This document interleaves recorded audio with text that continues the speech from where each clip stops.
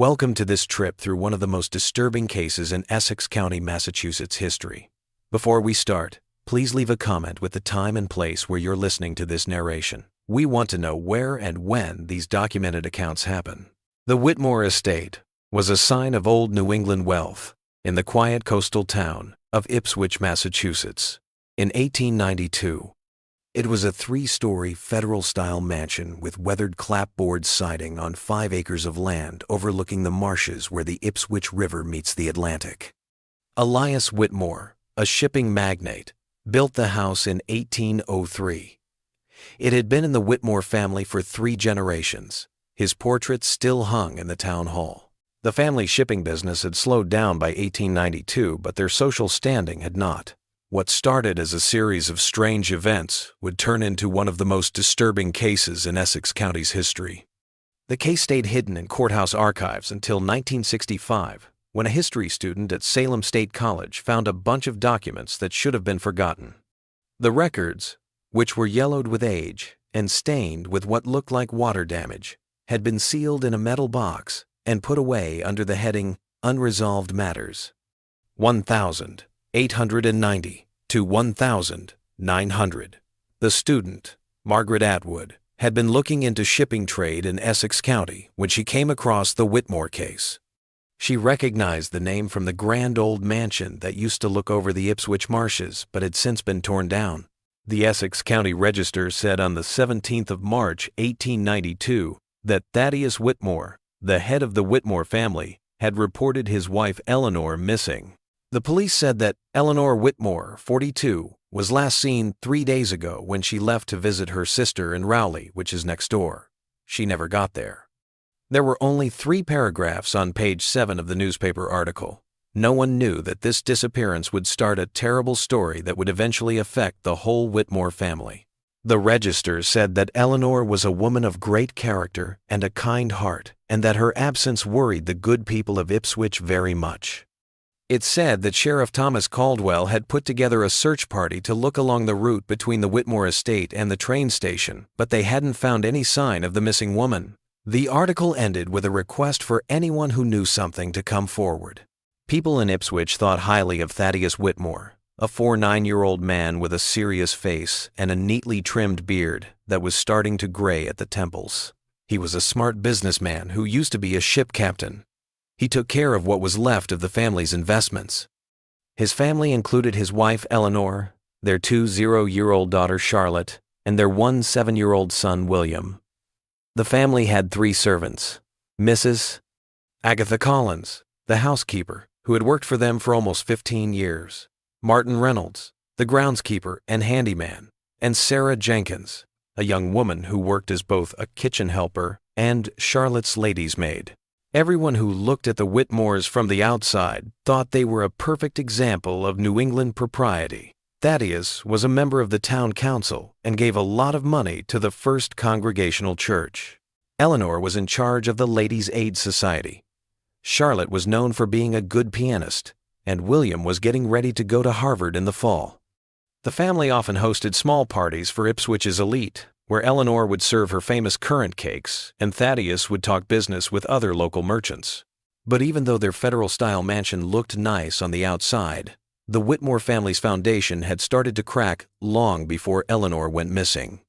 Documents found in the Ipswich Historical Society archives show that the winter of 1891-1892 was very bad.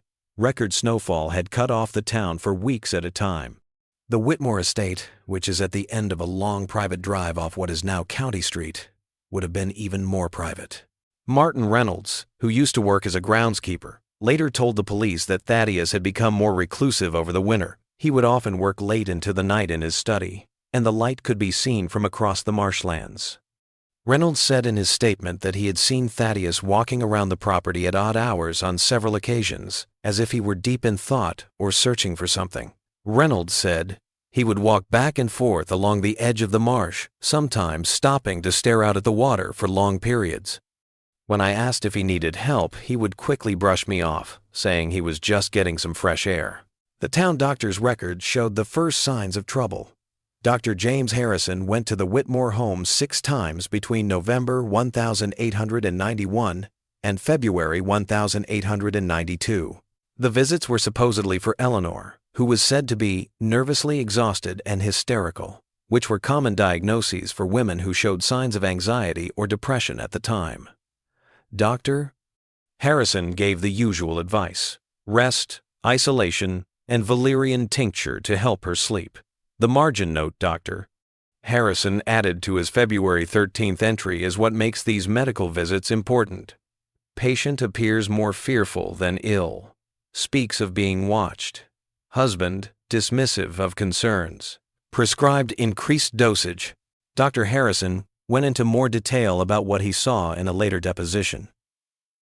Mrs. Whitmore did not show any of the physical signs that are usually associated with hysteria.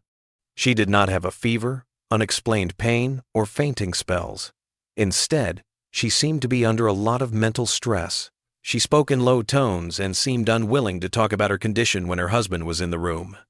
On my last visit, she grabbed my arm as I was leaving and whispered, "Please, doctor, I am not imagining things. I wish I had asked more questions." Later, Mrs. Collins, the housekeeper, would testify in a way that made the household dynamic seem more complicated. In a statement to the Essex County Sheriff's Office in April 1892, she said that Eleanor had become more and more withdrawn since the new year. "She would jump at little noises, Mrs. Collins said. Mrs. Collins said that Thaddeus and Eleanor's relationship had changed, and that she had seen Eleanor standing at the window of her bedroom more than once, staring out at the grounds as if she were waiting for someone.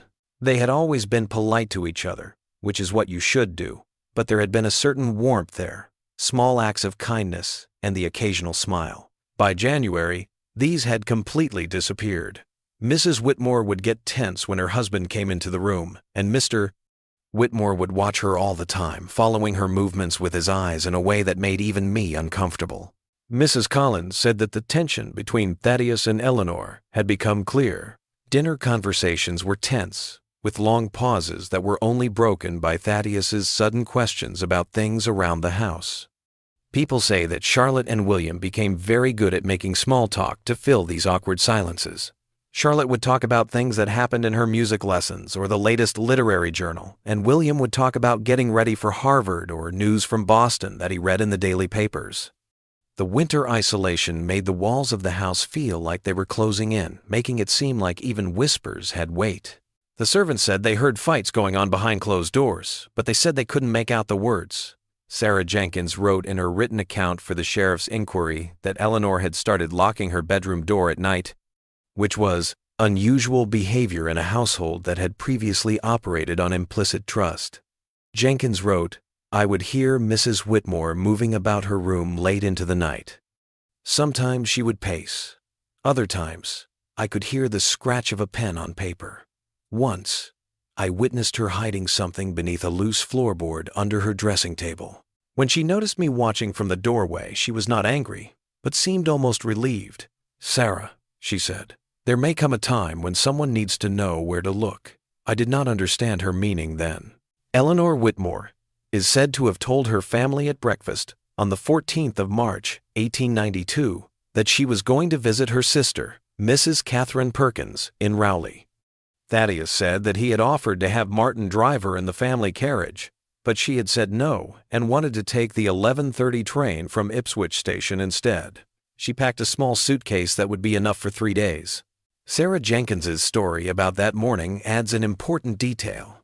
Mrs. Whitmore seemed unusually calm, almost resolved. She wore her dark blue traveling dress, the one with the pearl buttons, and carried her mother's cameo brooch pinned at her throat as I helped her with her hat. She pressed a small envelope into my hand and whispered, "Give this to Charlotte if I am not back in 3 days."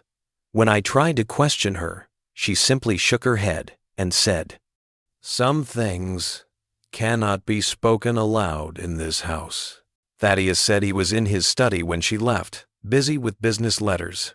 Charlotte was playing the piano in the living room. It was said that William was in town to meet with his Harvard entrance examiner, who had come all the way to Ipswich just to talk to the young man. Mrs. Collins said she saw Eleanor leave through the front door with a suitcase around 10:45 a.m. I saw Mrs. Whitmore walk down the long drive that led to County Street from the kitchen window, she said. She never looked back at the house. That seemed strange to me. Thaddeus called the police 3 days later when Eleanor still hadn't come back or sent a message. At first, there wasn't much worry. It seemed most likely that she had stayed longer because the weather had gotten bad on March 15th. A telegram was sent to Catherine Perkins in Rowley, and she replied that same night. Her response turned a small problem at home into something much worse. Eleanor had never gotten to Rowley. Catherine thought her sister was coming, but she thought the visit had been put off because of the weather. The telegram from Catherine, which is still in the case files, said, "No sign of Eleanor stop. Have not heard from her stop. Is something wrong? Query arriving Ipswich tomorrow morning stop." Sheriff Caldwell learned more about the situation when Catherine Perkins made her next statement. Eleanor had written to me the week before saying she needed to talk about an urgent family matter in person. Her letter was vague, but it made me feel uneasy. She said she had found something that changes everything. I thought she was talking about something at home. Maybe something about Charlotte's marriage prospects or William's education. Now I'm afraid it was something much worse. The first steps of the investigation were normal. Sheriff Thomas Caldwell sent deputies to the train station to look around. Frederick Simons, the station master, said that he had sold Mrs. Whitmore a ticket on the morning of the 14th, but he wasn't sure if she had gotten on the train. There were no other passengers from that day who could remember seeing her on board. People in Rowley and Newburyport, the next stop on the line, were asked about Eleanor Whitmore, but no one saw her. Her description was spread around: a woman of average height with auburn hair, a dark blue traveling dress, and a brown leather suitcase. If it weren't for what happened next, the case might have stayed a simple missing persons investigation. Charlotte Whitmore found a letter in her mother's sewing basket on March 29th, exactly 2 weeks after Eleanor went missing.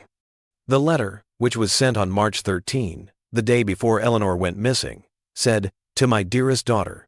The sheriff's records show that it said, "My dearest Charlotte, if anything happens to me, know that I have not left you willingly. For some time now, I have felt a darkness growing within these walls. Your father is not the man you think he is. I have found things, terrible things, that I cannot write down. Trust no one in this house except yourself. Look to the accounts. The truth lies in the numbers. With all my love and in haste, Mother." Instead of showing the letter to her father, Charlotte took it straight to Sheriff Caldwell. This behavior, which is not typical for a young woman of her class and time, suggests that she may have already suspected her father was involved in her mother's disappearance. Charlotte told the sheriff, "In the last few months, I had noticed a change in my mother. She had always been a gentle, somewhat shy woman who was happy with her domestic duties and charitable work. But since Christmas, she had become watchful, almost secretive. She would stop talking when my father came into the room. More than once, I found her in his study when he was away, looking over his papers. When I asked her about it, she would smile distantly and say, 'A wife should take an interest in her husband's affairs.' But there was something in her manner that suggested more than wifely interest." The sheriff's later interview with Thaddeus Whitmore is fully documented. Thaddeus said that the letter was proof that his wife's mental health was getting worse. He said that Eleanor had been having paranoid delusions for months and used Dr. Harrison's diagnosis as proof. He said the letter was more proof that she wasn't feeling well. "My wife," Thaddeus told Sheriff Caldwell, "had become increasingly erratic in her behavior and thinking. Dr. Harrison can confirm this. She would make odd accusations, claiming that items had been moved in her rooms, that someone had been through her personal correspondence. She even suggested that I was somehow tampering with her food, which is absurd. I indulged these fancies out of concern for her condition, hoping that with proper medical care she would improve. This letter is merely another manifestation of her disordered mind." But Sheriff Caldwell thought the timing was strange. He told them to look more closely at the Whitmore property and the area around it. This search didn't turn up anything until April 3rd, when Deputy Frank Morris found a torn piece of dark blue fabric stuck in a bramble near the path that leads from the Whitmore house to the marsh. The fabric looked like what Eleanor's traveling dress should look like. Morris said, "The fabric was caught about 4 feet off the ground, which is what you would expect if someone was moving through the underbrush instead of along the established path. It looked like it had been torn recently. The edges were clean, not weathered, and the color matched Mrs. Whitmore's dress exactly. The most telling thing was that there was still a pearl button attached to the fabric, which Miss Charlotte said was the same as the ones on her mother's dress." The investigation got more serious. People looked closely at Thaddeus Whitmore's actions on March 14th. Mrs. Collins backed up his story that he was working in his study by saying that she had brought him tea twice that afternoon. The person who tested William at Harvard confirmed that they met in town. Sarah Jenkins, who had been dusting in the next room, confirmed that Charlotte was at the piano. But differences started to show up. When asked about the family carriage, Martin Reynolds said that on the morning of March 15th, the day after Eleanor went missing, he found the car to be unusually dirty, with marsh mud stuck to the wheels. When he told Thaddeus about this, the master of the house said that he had gone for a short drive the night before to clear his head. But suspicions grew when Sheriff Caldwell asked to see the Whitmore family's financial records because Eleanor had made a vague reference to the accounts. At first, Thaddeus said no because of privacy concerns, but he changed his mind when he saw a court order. There were some worrying differences in the ledgers. The family shipping investments were doing a lot worse than people thought. Several properties had been mortgaged, and large amounts of money had been taken out of accounts in the last 6 months. The most damning thing was that Thaddeus changed his will in February, taking Eleanor out as a beneficiary and splitting the estate between the children, with Thaddeus's brother Julian serving as trustee until they turned 25. Eleanor's father had left her a large sum of money in trust, but it had been moved to accounts that only Thaddeus could access. This transaction was from January 1892 and had Eleanor's signature on it. Catherine Perkins would later say that her sister had never talked about such a transfer and probably wouldn't have given up control of her inheritance. When these results were brought to Thaddeus's attention, he said that the financial moves were just smart business choices. He said that the change in the will was meant to protect the children's inheritance from what he called Eleanor's increasingly erratic spending habits, but there was no proof of such spending. He said that Eleanor had known about and agreed to the transfer of her inheritance as part of a plan to pool family resources during a tough financial time. On April 7th, Martin Reynolds, the groundskeeper, talked to Sheriff Caldwell in private, which changed the case again. Reynolds said that on the night of March 14th, the sound of Thaddeus's carriage woke him up around midnight. He looked out the window above the stables and saw Thaddeus driving alone toward the marsh road. This was strange, especially at that time of day. Reynolds hadn't said anything about this before because, as he put it, "Mr. Whitmore pays my wages, and I have a family to feed." Reynolds gave more information that went against what Thaddeus had said at first. He said he was just going for a drive to clear his head, but he was driving with a purpose, and the carriage was full of heavy things. The horses had a hard time going up the hill toward the marsh road. Even more worrying, when the carriage came back almost 2 hours later, whatever it had been carrying was gone. The marsh road went to a lonely part of the coast where the Whitmore Shipping Company used to have a small private dock. The weathered pier still stood, sticking out into the cold Atlantic waters, even though it was no longer used for business. On April 8th, Sheriff Caldwell set up a search of this area. Because the tide was so low that morning, the search party could look at parts of the marshy coastline that are usually underwater. They found a woman's boot in a tidal pool about 50 yards from the old dock. It was the same style that Eleanor liked to wear. No more items were found after more searching. Deputy Morris's report said, the boot was partially buried in silt, which means it had been there for a while, but not more than a month, because it hadn't gotten much worse. Both Miss Charlotte and Mrs. Collins said it belonged to Mrs. Whitmore. It had a unique style with a slightly raised heel and a small brass buckle. The location is important because this part of the marsh can only be reached by the private road from the Whitmore estate or by boat. Few people would have a reason to go there, especially in March. Sheriff Caldwell had enough evidence to formally question Thaddeus Whitmore. Thaddeus said he was innocent during the 7-hour interrogation. He said that Eleanor might have gone to the dock on her own, maybe to kill herself because her mental health was getting worse. He said he hadn't said anything about the possibility before because he was trying to protect the family's reputation and his children's reputation from the stigma of suicide. My wife, Thaddeus said, had become increasingly melancholic. She spoke of feeling that she had failed in some fundamental way as a wife, as a mother. I attributed this to her nervous condition and tried to reassure her, but she seemed to sink deeper into despondency. The dock holds significance for our family. It was where we would gather in happier times to watch the ships come in. If Eleanor were contemplating a drastic action, it would be a place of meaning to her. Sheriff Caldwell pressed, "So your night drive on the 14th, the same night your wife went missing, was just a coincidence?" Thaddeus said, "I was upset that my wife left. Something about how she acted that morning made it seem like it was over, but I couldn't say why. I took the carriage out when I couldn't sleep, hoping that moving around would calm my mind. Yes, I drove to the dock, thinking that maybe Eleanor had gone there instead of to her sister's. I didn't find anything, so I went home. I didn't mention this before because it didn't seem important and, to be honest, I knew how it would look." The sheriff couldn't keep Thaddeus without a body or more proof. He was let go, but people still thought he was guilty. The Whitmore family became more and more cut off from the town in the days that followed. People stopped inviting them to parties. Neighbors crossed the street to stay away from family members. People said that Charlotte and William were kept home from church because of the whispers and stares.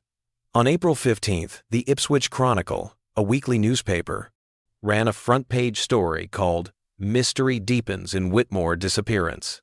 The article went over what was known about the case and included interviews with several townspeople who said that the Whitmores were a family of standing now under a cloud of suspicion. The article ended with a clear reminder that in America a man is innocent until proven guilty. In this case, this statement only served to show how many people thought Thaddeus was guilty. Sarah Jenkins later said that the air inside the house became too thick to breathe. Thaddeus became controlling, telling his kids when they could leave the house and telling them not to talk to people in the town about family matters. People ate in silence, and no one touched the piano. The house became like a tomb, Jenkins said. Curtains were kept drawn, and voices were hushed. Mr. Whitmore put new locks on the outside doors and kept the keys with him at all times. He started eating alone in his study and only came out to give orders or ask Miss Charlotte about her activities. The young lady, who had once been so lively, became like a ghost moving through the rooms as if she were afraid to make any noise. At first, William supported his father, but then he started to show signs of doubt. Sarah Jenkins said she heard William and his father arguing, and William wanted to know what really happened to his mother. Sarah didn't write down what Thaddeus said, but she did say that William came out of the study with red eyes and packed a bag the next morning. He said he was going to stay with a school friend in Boston until his Harvard term started. William is said to have had a long talk with his sister in the garden, far away from the house, before he left. Jenkins watched them from a window on the second floor. They talked intently for almost an hour, their heads close together. At one point, Miss Charlotte started to cry, and her brother hugged her. When they were done, Mr. William gave his sister something small that I couldn't see. Charlotte, on the other hand, spent a lot of time in her mother's room going through her things. Mrs. Collins said she became more and more withdrawn, often skipping meals and only speaking when directly addressed. The young lady seemed to be looking for something. Mrs. Collins also said she would look through every book, drawer, and seam in her mother's clothes. When her father asked about these activities, she said she was looking for a specific brooch she wanted to wear in memory of her mother, but her search seemed much more organized than that explanation would suggest. Charlotte went to Sheriff Caldwell with a new piece of evidence on April 22, almost 6 weeks after Eleanor went missing. She found a small diary hidden in the fake bottom of her mother's jewelry box. The entries were from a few months ago and showed that Eleanor was becoming more and more suspicious of what her husband was doing. Eleanor wrote about Thaddeus's strange late-night meetings, missing financial papers, and snippets of conversation she heard that made her think he was up to something illegal. She was more worried about how he was acting toward her, giving her cold looks, watching her letters, and asking her about talks she had with friends. A particularly telling entry from February 3rd said, T came back very late again. His coat smelled like smoke, but he says he didn't go to any place where smoking is allowed. When I asked him about it, he got defensive and accused me of spying on him. Later, I found a letter in his coat pocket addressed to someone named Wells in Boston. The letter talked about our arrangement and keeping absolute discretion. When I said the name at breakfast, T turned very pale. Another entry dated February 18th says, I am now sure that T has been systematically taking money from my inheritance. The bank statements he shows me are fake. I checked this today by going to First National and talking to Mr. Patterson, who showed me the real records. Almost half of my father's legacy is gone. When I confronted T, he denied everything, and then said I was going crazy. He said that if I kept making wild accusations, Dr. Harrison would have me committed to Danvers Asylum. I have to be careful now. The last entry, from March 13, was short. He knows I know. I saw it in his eyes at dinner. I have to get to Catherine tomorrow and give her the papers. If I wait, it might be too late. With this new information, Sheriff Caldwell got a search warrant to look through Thaddeus's study more carefully. Behind a loose panel in the wainscoting, deputies found a locked metal box with letters between Thaddeus and some business partners in Boston and New York. The letters describe what looked like an investment scheme that involved lying about assets and fake stock certificates. According to financial experts who talked to the sheriff's office, Thaddeus set up a fake company called Atlantic Maritime Ventures as part of the scheme. This company only existed on paper, but investors were told it was a successful shipping company with a fleet of ships that went back and forth between Boston and the West Indies. Thaddeus had been using the Whitmore family's good name and his place in Ipswich society to get people to invest in businesses that didn't even exist, promising them big returns. A letter from a businessman named Harrison Wells threatening to expose the scheme unless he got more money was even worse. Wells wrote, Think carefully about what exposure would mean for a man of your status. Not only financial ruin, but also prison. What would your wife say if she knew the truth about Dartmouth Shipping? Dartmouth Shipping was mentioned in several other documents as a company that Eleanor's family had inherited and owned part of. The papers said that Thaddeus had been using it as collateral for loans without her knowing, which is against the law in Massachusetts. A ledger found in the papers showed that Thaddeus owed more than $50,000, which was a huge amount of money in 1892. The most recent entry, from March 10th, showed a desperate attempt to get more money from a Boston bank by using properties that had already been mortgaged elsewhere as collateral. Sheriff Caldwell now had a reason. Eleanor found out that her husband was cheating and threatened to tell everyone, which could have led to his ruin and imprisonment. Thaddeus Whitmore was arrested on the 25th of April, 1892, on suspicion of killing his wife. The arrest made headlines in Ipswich and all over Essex County. The Boston Globe published a front-page story on April 26th with the headline, Prominent Ipswich Businessman Arrested in Wife's Disappearance. The article talked about Thaddeus's well-known family, history, and how shocked many people in the community were. Reverend Jonathan Pembroke of the First Congregational Church said, Mr. Whitmore has always been a pillar of our community. These accusations are hard to believe about the man I have known for 20 years. The case was still circumstantial, though, because there was no body. Thaddeus insisted he was innocent the whole time he was in jail, and his lawyer, well-known Boston lawyer Harrison Montgomery, worked hard to prove that the evidence was false. Montgomery said that Eleanor might have found out about her husband's financial problems and run away, maybe to file for divorce, taking the papers that proved her case with her. Montgomery argued in a motion to the court, the Commonwealth has not produced a body, a murder weapon, or any direct evidence of foul play. They have shown that Mr.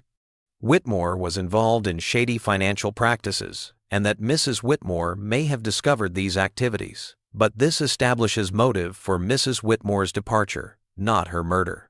It is equally plausible that upon learning of her husband's deceptions, she chose to leave the marriage, taking evidence that could secure her financial independence. The big change happened on May 7th, when a storm surge that was stronger than usual washed away parts of the marshland near the old Whitmore dock.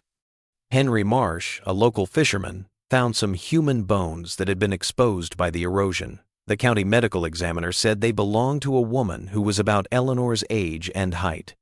It was more telling that a gold locket with a picture of Charlotte as a child was found among the remains. Eleanor was known to wear this piece of jewelry all the time. The condition of the remains made it impossible to say for sure what caused the death, but there were signs of blunt force trauma to the skull. Dr. Edward Simmons, the medical examiner, said, "The remains consist of a partially decomposed torso and skull fragments. The soft tissues show signs of prolonged immersion in salt water. There is a significant fracture to the right parietal bone of the skull, consistent with a powerful blow from a blunt instrument. This injury would likely have been fatal and appears to have been inflicted ante-mortem. Due to the condition of the remains, I cannot determine whether the deceased was alive when entering the water, but the skull injury suggests death occurred prior to immersion."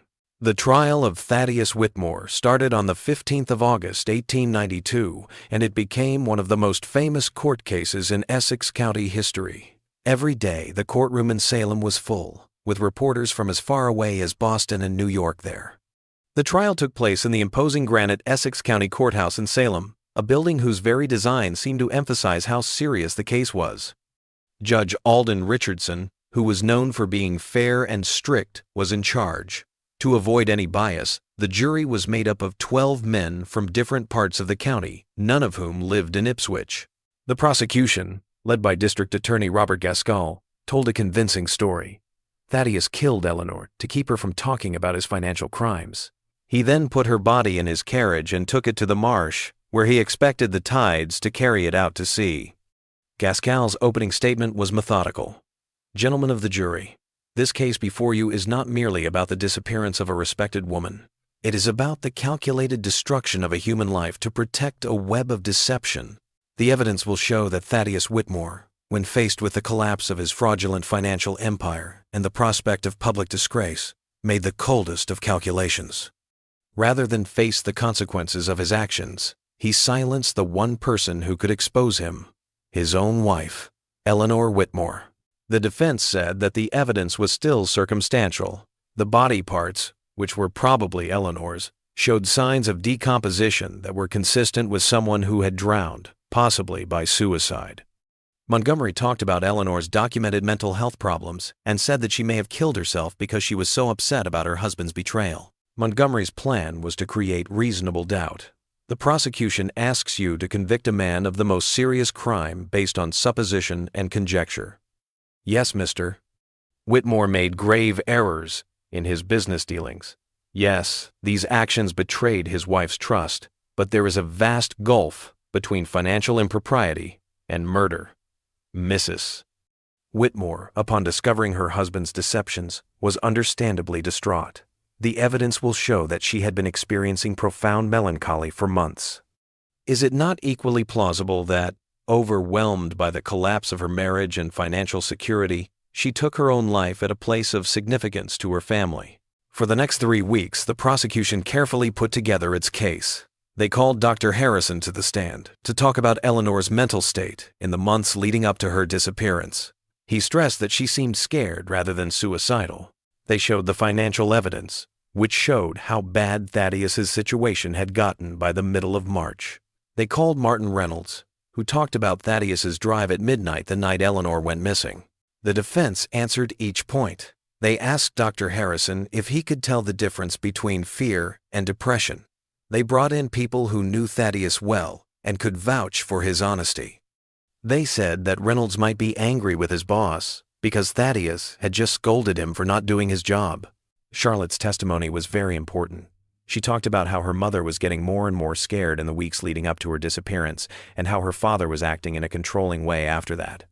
When asked if she thought her father could kill someone, she took a long time to answer, "I don't know the man who raised me anymore."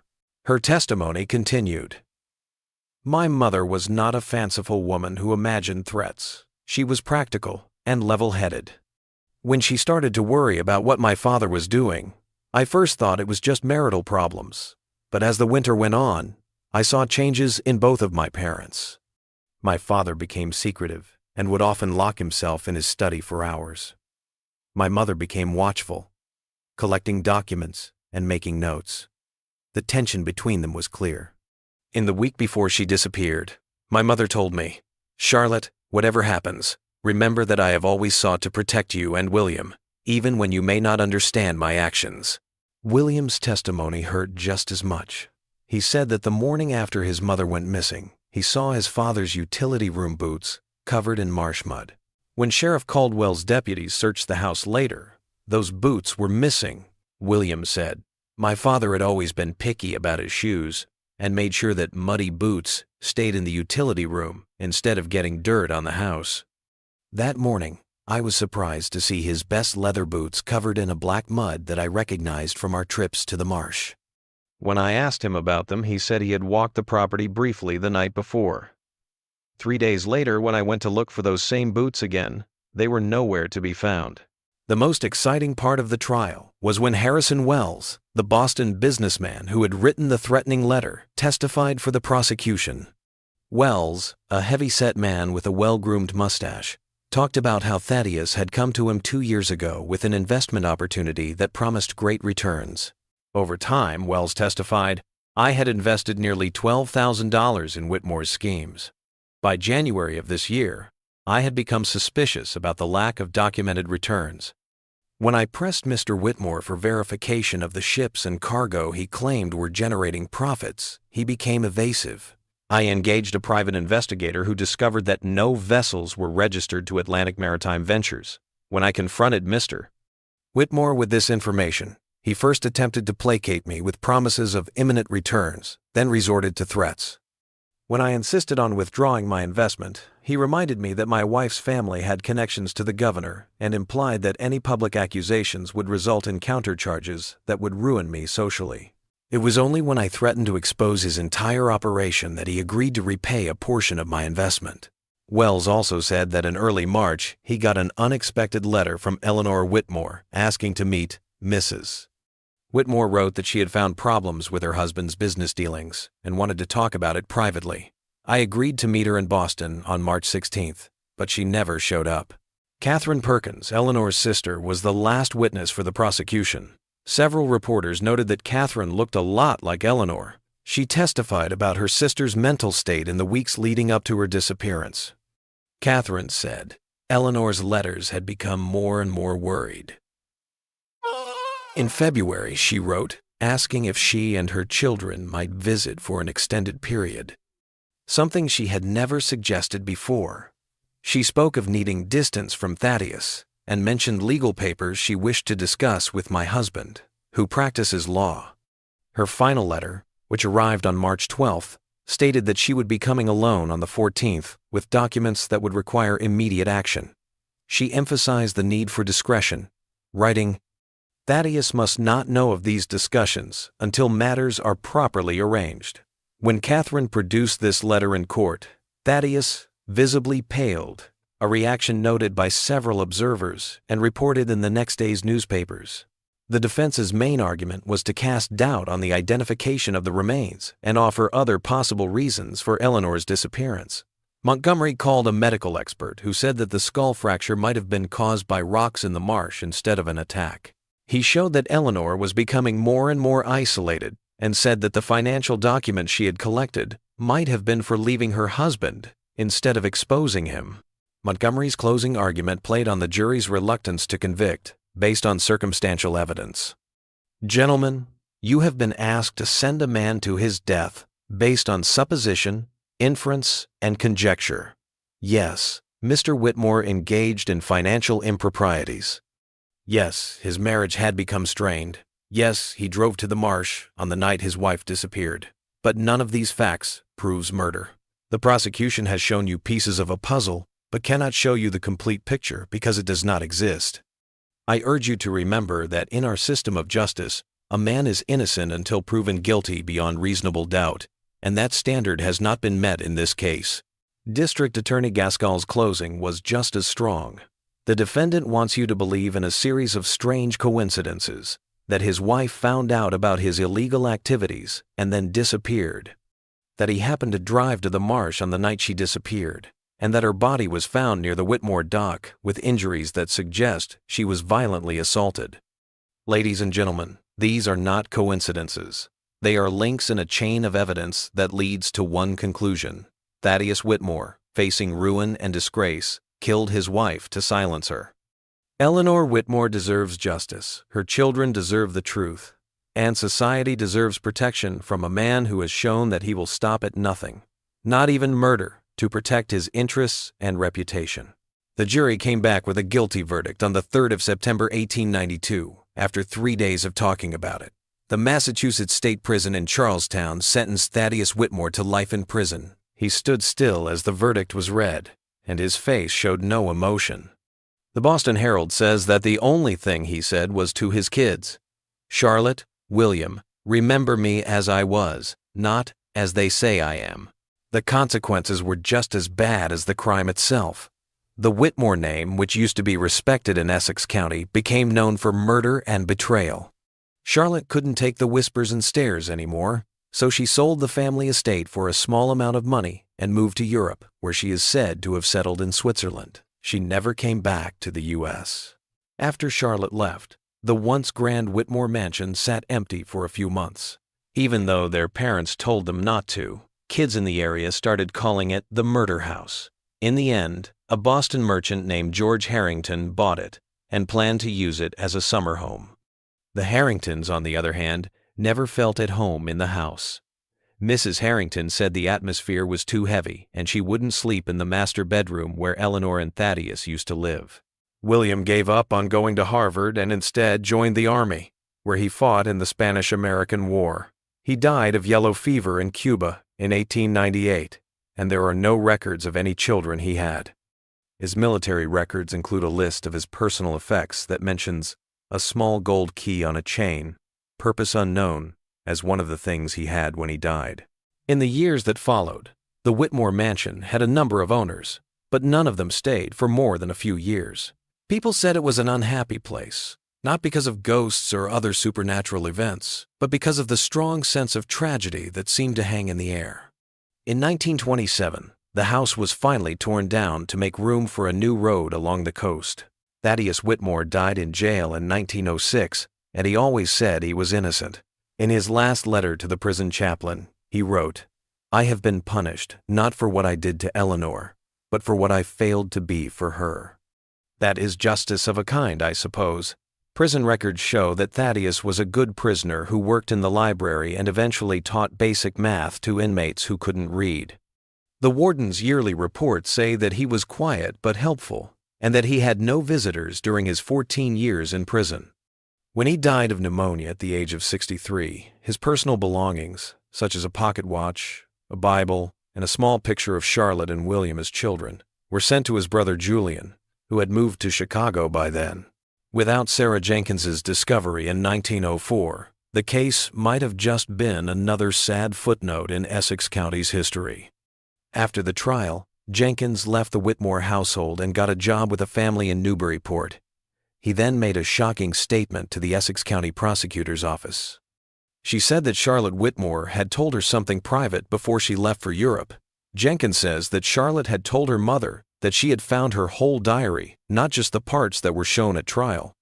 According to reports, the full diary had entries that showed Eleanor had been planning to leave Thaddeus for a while and had been secretly writing to a former suitor from her youth. Part of Jenkins's statement said, "Miss Charlotte showed me entries from her mother's diary that were not shown in court. These entries talked about Mrs. Whitmore's enduring love for Mr. Post, James Thornfield, who she had known before she married Mr. Whitmore. The diary said that Mrs. Whitmore had started writing to Mr. Thornfield again in the fall of 1891, after learning that he had become a widow. Several entries talked about Mrs. Whitmore's plans to leave her husband and start a new life somewhere else, maybe in Montreal where Mr. Thornfield had business interests. Jenkins also said that Charlotte had purposely kept this information from him, as well as letters she had found between her mother and this man, because she thought her father was guilty and wanted him to be punished for his financial crimes against the family, if not for murder. Miss Charlotte told me," Jenkins went on, "that she had found letters in a hidden compartment of her mother's writing desk. These letters from Mr. Thornfield talked about plans for Mrs. Whitmore to join him in Canada. One letter mentioned a property bought in Mrs. Whitmore's maiden name and money deposited in a Montreal bank. Miss Charlotte thought that her mother had really planned to leave the family, but she might have confronted her father before leaving, which could have led to violence. When asked why she hadn't come forward sooner, Jenkins said, "Miss Charlotte made me swear on the Bible not to talk about these things until after her father's death. She said, 'He deserves punishment for what he did to our family, whether or not he killed Mother.' I have kept that promise until now, but with Mr. Whitmore's death, I feel the truth should be known." This new information made the murder conviction seem less likely. Could Eleanor have faked her own death to start a new life, only to die in a tragic accident in the marsh? Or did Thaddeus really kill her, but for reasons of love instead of money? The Essex County Prosecutor's Office looked over the case again, but in the end, they chose not to reopen it. Thaddeus remained in prison, his conviction intact. Until historian Margaret Atwood found it while researching for her 1965 book on famous Essex County crimes, Jenkins's statement was put away, and its meaning was not looked into. Atwood's investigation found more letters between Charlotte Whitmore and her brother William that made it seem like both siblings knew their mother was going to leave. Charlotte wrote to William in a letter dated October 1892. "I sometimes wonder if we have done the right thing. I have no doubt that Father is a criminal in his business dealings, but did he kill Mother? The more I think about those last weeks, the less sure I am. But what difference does it make now? The verdict is in, and we are all serving life sentences of our own." Another letter from 1897, just before William left for Cuba, hinted at a secret they both knew. "I dreamt of Mother last night, standing by the marsh like she used to when we were kids. In the dream, she asked if we had found it yet. You know what she meant, I think. Shouldn't we resolve that last question before you go to war, brother? The key you have, and the box I found, might hold the answer neither of us has been brave enough to look for." Atwood found a partial letter written by Eleanor Whitmore herself that was dated the 18th of March, 1892, 4 days after she was supposed to have gone missing. This was the most disturbing piece of evidence. Charlotte's possessions after her death in Geneva in 1951 included a letter addressed "To my dearest children." The letter read, "By now you must know I have gone. Please understand that this decision was not made lightly or without great pain. The life I have lived these past years has been a prison of propriety and secrets. Your father is not the man I married, and I can no longer bear witness to what he has become. I have secured means for us all to start anew, away from Ipswich, away from the Whitmore name and all it has come to represent. Charlotte, William, when you receive word from me, I pray you will find the courage to—" The letter ended there, unfinished. As far as records show, neither child ever got a message. What really happened to Eleanor Whitmore? Did she run away, only to be killed by accident, or by her husband who found her? Did Charlotte and William knowingly let their father be found guilty of a crime he might not have committed, or did Charlotte make up the letter to ease her own guilt? Atwood's research took her to Montreal, where she found records of a property bought in February 1892 by someone named Eleanor Prescott, which was Eleanor's maiden name. The house, which was in a nice neighborhood and was small, had been sold in June 1892, but had never been lived in. James Thornfield was the buyer, and his business records showed that he left Montreal for Europe in April 1892 and never came back to Canada. More research showed that Thornfield had really been a suitor of Eleanor's when she was young. The son of a Boston merchant wanted to marry her, but her family thought he wasn't right for her and preferred the more established Whitmore connection. Thornfield then married another woman and started a successful import business with offices in Montreal, New York, and Boston. His wife passed away in September 1891, leaving him a widower with no children. The truth is still hidden, just like Eleanor, in the ever-changing sands of the Ipswich marshes. The Whitmore case shows that even in the most seemingly normal homes, there can be currents of anger, dishonesty, and desperation that slowly eat away at the foundations until they can't hold up anymore. While building a seawall near the old Whitmore dock in 1963, workers found a rusted metal box with papers that had gotten wet. One of them was a deed to a property in Montreal, Canada, that Eleanor Prescott, Eleanor Whitmore's maiden name, bought in February 1892. The deed came with letters from a Montreal bank that set up an account with money sent from a Boston bank. There was also a train ticket from Ipswich to Boston in the box. It was dated the 14th of March, 1892, the day Eleanor went missing. There was also a steamship ticket from Boston to Montreal for March 16. These things made it clear that Eleanor had planned to leave her husband and start a new life in Canada. James Thornfield would probably join her there later. But the most interesting thing was a partial diary entry. The ink had faded badly, but some parts were still readable. March 14th. I leave today with mixed emotions. T suspects something. I fear last night he questioned me about the missing documents from his study, documents that would prove his guilt. I told him nothing but his eyes. I have never seen such coldness there before. If I can reach the station without incident, all will be well. I have arranged for J to meet me in Boston tomorrow. From there, Montreal, and then the entry ended abruptly, as if the writer had been interrupted. Was Eleanor planning to run away instead of just visiting her sister? Did she die before she could carry out her plan? Or did she die in some other way on the Marshland Road that night in March 1892? In 1968, renovations to the old First National Bank building in Danvers, Ipswich, found a safety deposit box that hadn't been opened since 1892. This was the last piece of the puzzle. The bank's records showed that Eleanor Whitmore had rented it in January of that year. There was a journal inside that carefully listed all of Thaddeus's financial crimes, as well as original documents that proved his fraud. There was also a letter in the box that Eleanor had never sent to the Essex County District Attorney. In it, she talked about how scared she was that her husband would hurt her if he found out she knew about his crimes. The letter ended with the following: "If anything happens to me, please look beyond the marshes and the false sense of respectability that surrounds the Whitmore name. The truth may not be where it seems most obvious." But the most interesting thing in the safety deposit box was a small notebook made of leather that had what looked like coded entries, columns of numbers, and strange abbreviations. Ashwood and a cryptographer were able to figure out that the notebook was Eleanor's record of her own financial plans for escape. It talked about money being taken out of her personal accounts without her husband's knowledge, investments being sold off, and money being sent to the Montreal bank. The last entry, dated the 13th of March 1892, said, "Everything is ready. Tomorrow I leave this house for good. God forgive me for leaving my children, but I do so to protect their future. I will send for them when it is safe. T.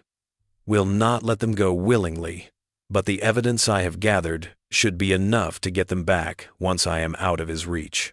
A note hidden in the notebook, written in what looks like Eleanor's handwriting but with a shakier style, said, "He knows. Confronted me tonight about the missing papers. Threatened. Must leave. Right away. Changed plan. Marsh path to avoid the house. Signal arranged with Martin to bring carriage to dock at midnight. Pray I reach sea safely." This note suggests a major change to Eleanor's escape plan that could explain what happened to her. Instead of leaving for the train station as planned at breakfast, she might have planned to sneak away at night along the marsh path to the old dock, where a boat might have been waiting to take her downriver to where she could board the train to Boston without being seen. Did Thaddeus find out about this plan? Did he talk to her on the path through the marsh? Or did Eleanor just have a terrible accident while trying to cross the dangerous marsh at night? In 1972, a retired Ipswich fisherman named Thomas Marsh, the son of Henry Marsh who had found Eleanor's body, came forward with a story that had been passed down from his father. This was the last, most interesting clue. The younger Marsh says that his father found more than just a locket and some bones that day in 1892. He also found a small leather bag buried in the silt nearby that had papers and a woman's purse. Henry Marsh was worried about getting caught up in the case, which was getting more and more sensational.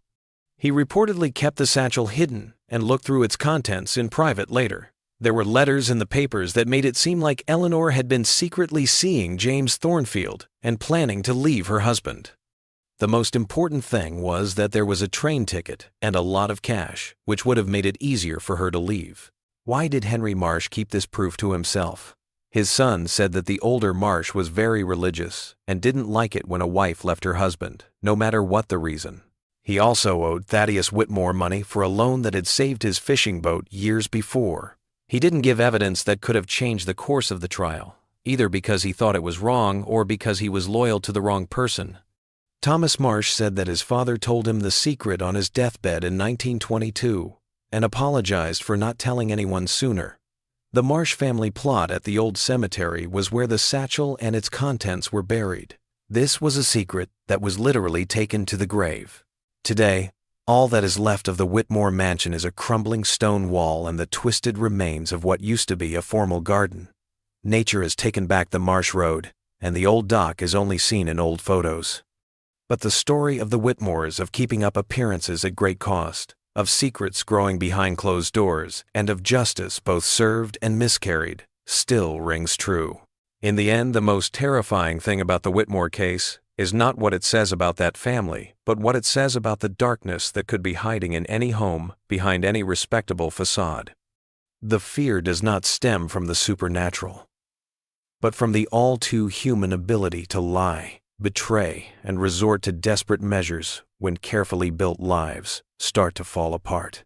The Essex County Archives say in their entry on the case that the Whitmore tragedy is a reminder that the most disturbing parts of history are often written not in times of chaos, but in the quiet desperation of everyday people who have been pushed too far. The story of Whitmore still echoes today, carried on the salty winds that blow across the Ipswich marshes. It is a quiet warning about how fragile appearances are and how heavy unspoken truths can be. In the chilly waters where the Ipswich River meets the Atlantic, secrets still float around, never fully revealed and never fully forgotten. And locals say that on very quiet nights, the marsh path seems to hold the faintest impression of footsteps, a lone person walking toward the freedom she would never reach.